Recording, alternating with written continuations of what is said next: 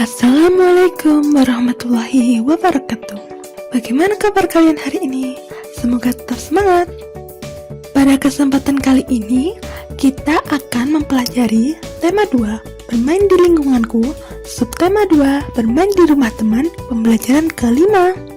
Tujuan pembelajaran kali ini, yang pertama adalah kalian akan mempelajari tentang aturan ketika bermain ke rumah teman. Yang kedua, kita akan mempelajari tentang kegunaan benda-benda di lingkungan sekitar. Anak-anak, kalian pasti senang bermain kan? Berikut ini kita akan mempelajari aturan bermain ke rumah teman. Aturan terdiri dari kegiatan yang boleh dilakukan dan kegiatan yang dilarang untuk dilakukan. Nah, kita akan mempelajari kegiatan yang boleh dilakukan ketika bermain di rumah teman. Yang pertama adalah menyapa dengan ramah siapapun orang yang menyambut kedatangan kita. Misalnya dengan mengucap salam seperti selamat pagi. Yang kedua, kita harus melepas alas kaki seperti sandal atau sepatu yang kita kenakan ketika masuk ke rumah teman agar lantai tidak kotor. Yang ketiga, kita boleh mengambil makanan atau minuman yang disediakan oleh teman kita ketika sudah dipersilahkan untuk memakan atau meminumnya. Yang keempat, kita harus memperhatikan waktu ketika bermain. Kamu dapat bermain ke rumah teman pada pagi hari pukul 9 sampai dengan 12 siang atau pada sore hari pukul 3 sore sampai pukul 4 sore. Yang kelima, kita harus duduk dengan sopan ketika di rumah teman. Contoh duduk yang sopan adalah tidak mengangkat kaki ke atas kursi atau meja. Yang keenam, kita harus merapikan peralatan yang kita gunakan setelah bermain, agar peralatan itu tidak hilang ataupun rusak.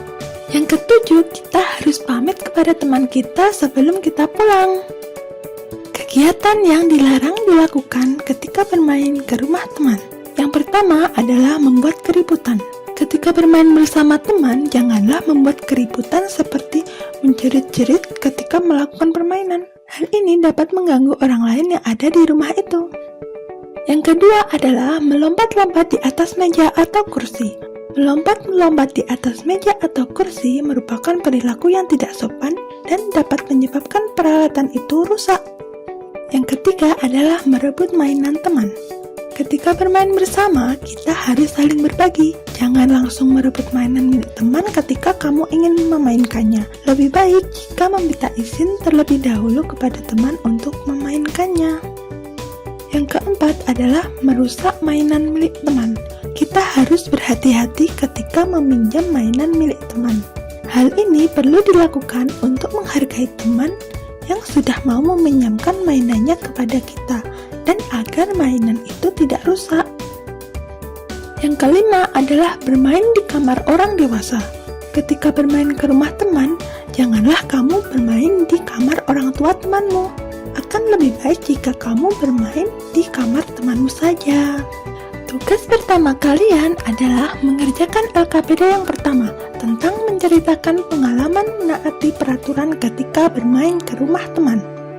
Pada pertemuan sebelumnya, kita telah mempelajari tentang wujud benda. Ada benda cair, padat, dan juga gas. Benda-benda yang ada di sekitar kita memiliki kegunaan tertentu. Nah, kali ini kita akan mempelajari tentang kegunaan benda. Nah, di rumah kita terdapat banyak sekali benda, seperti peralatan mandi, peralatan memasak dan makan, benda yang ada di kamar kita, benda yang ada di ruang tamu, peralatan sekolah, maupun peralatan kebersihan. Nah, peralatan mandi seperti sabun untuk membersihkan tubuh, sampo untuk membersihkan rambut, dan sikat gigi untuk membersihkan gigi kita. Yang kedua adalah peralatan memasak dan makan. Di dapur banyak sekali peralatan memasak dan juga untuk makan. Misalnya wajan untuk memasak makanan, kemudian pisau untuk memotong sayur, buah, ataupun daging, piring untuk wadah makanan kita, sendok dan garpu untuk memasukkan makanan ke dalam mulut kita. Yang ketiga adalah benda-benda yang ada di kamar kita, seperti kasur yang berguna sebagai tempat kita untuk tidur, lemari untuk menyimpan pakaian, meja belajar untuk kita belajar, serta rak buku untuk menyimpan buku kita. Di ruang tamu juga terdapat banyak benda, seperti meja yang berguna untuk meletakkan barang, kursi untuk tempat kita duduk, serta ada vas dan bunga sebagai hiasan di ruang tamu. Selanjutnya adalah peralatan sekolah, seperti tas untuk menyimpan buku dan alat tulis untuk menulis materi pelajaran kita, misalnya ballpoint, buku, pensil, penggaris, dan juga penghapus. Di rumah juga terdapat peralatan kebersihan seperti tempat sampah untuk membuang sampah, sapu untuk membersihkan lantai dan halaman rumah, serta pengki untuk membawa kotoran ketika kita menyapu. Nah, tugas kalian yang kedua adalah mengerjakan LKPD 2 tentang menuliskan nama benda yang ada di rumah dan kegunaannya. Sekian pembelajaran kita hari ini. Semoga bermanfaat. Wassalamualaikum warahmatullahi wabarakatuh. Terima kasih. Sampai jumpa.